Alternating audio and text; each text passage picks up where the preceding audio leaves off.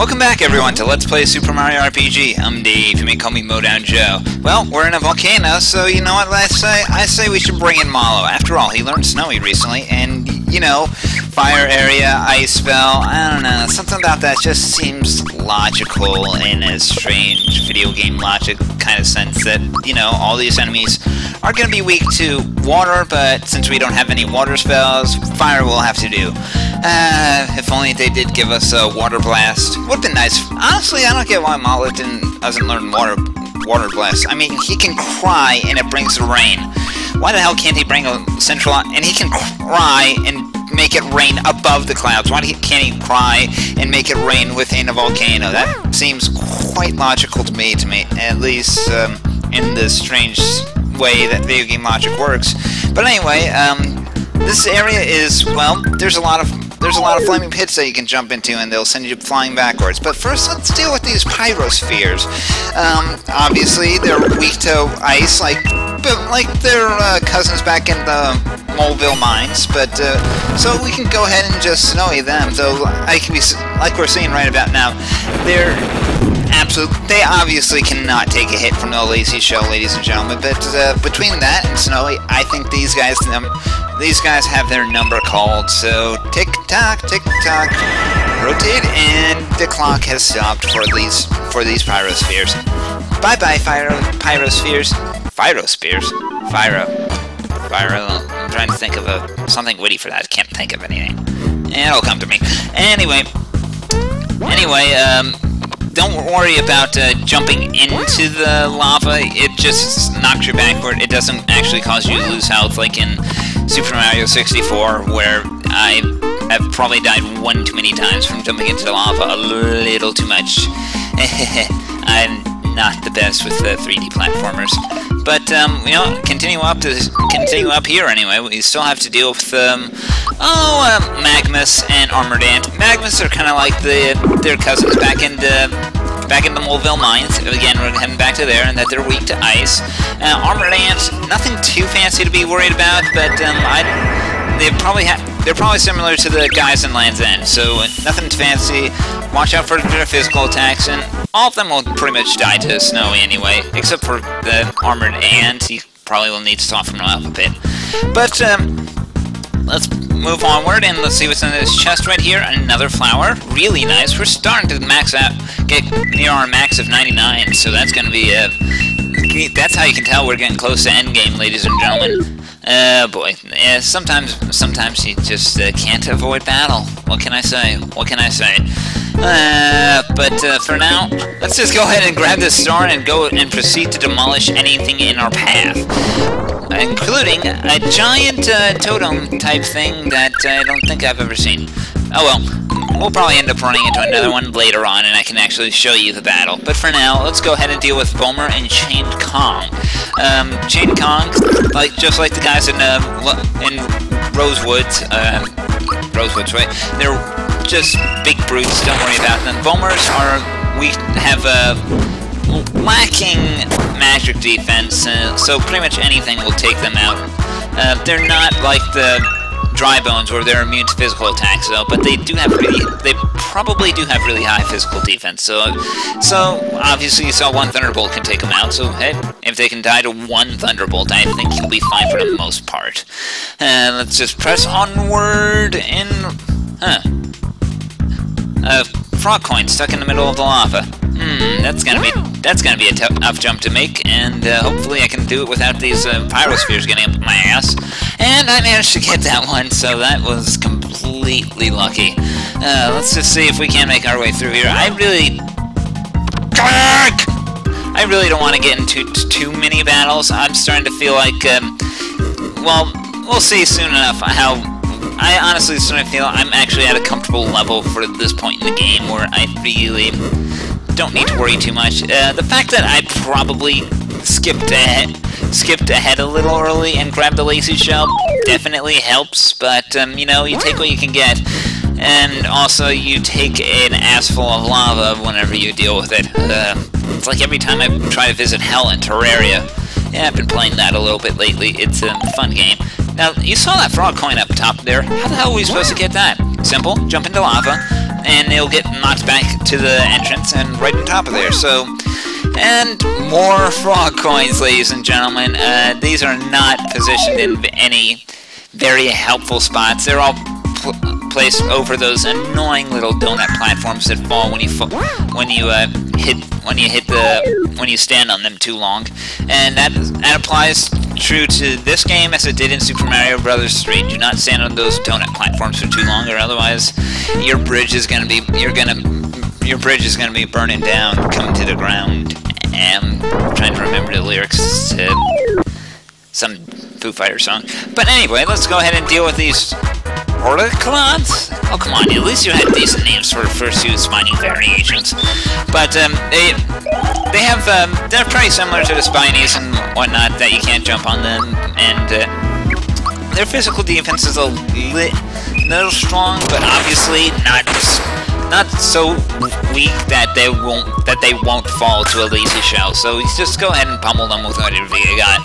I mean, lazy shell at this point in the game is ridiculous, and obviously we probably will not have to worry about anything for a while. Only about 80 HP. And we picked up an Energizer for actually fighting them instead of just charging through them. Oh, what's that guy up there? Well, he looks like a hell of a volcano. Why, I would call him a Stumpet. Okay, that sounds like some enemy that I would fight in Rosewood. Anyway, these guys have a lot of HP. These are really thick suckers, so they're also kind of weak to Snowy, but they won't die to one, and a lazy shell. You'll probably need another round or two of combat against them.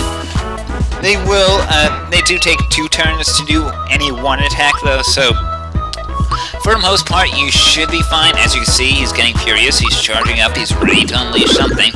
He might sometimes summon magmas though, so keep your wits about that. But overall he's not too much to get worried about. Do take him out. He is very thick-skinned. Another flower, really nice. We're starting to really rake in the flowers now. So I have a feeling, and a frog coin. Ooh, nice. We are definitely getting close to. I can say we are probably so close to the end that I can taste it. But the end is still a good ways off.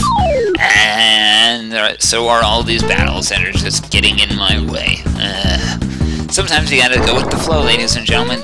Just go with the flow. It doesn't matter anymore. But here we got Corkbeadite, and they happen to come in 2 parts, the head and the body. The head is probably the one that you actually wanted that actually deals all the damage. Body is just a bit of annoyance, but you do kind of need to destroy that to get to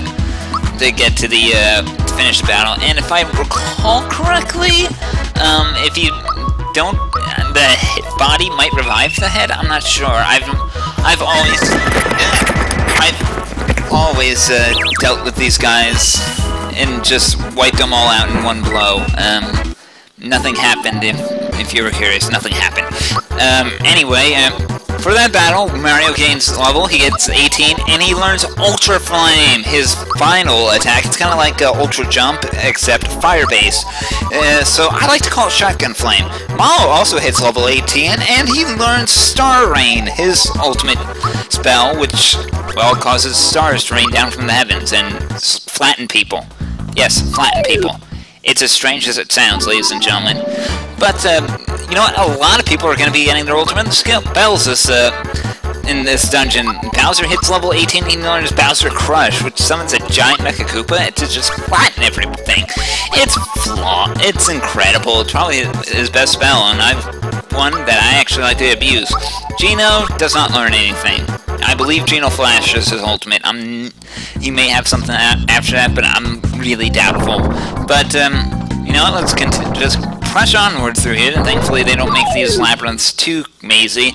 Unfortunately, I would like some branching paths, maybe just to hide treasure in. I mean, they did that in Johnny's place. That was really nice. They actually made it really well hidden, but, you know, you don't see that in too many of these dungeons. Well, hey, guy with a mushroom hat. That's on fire.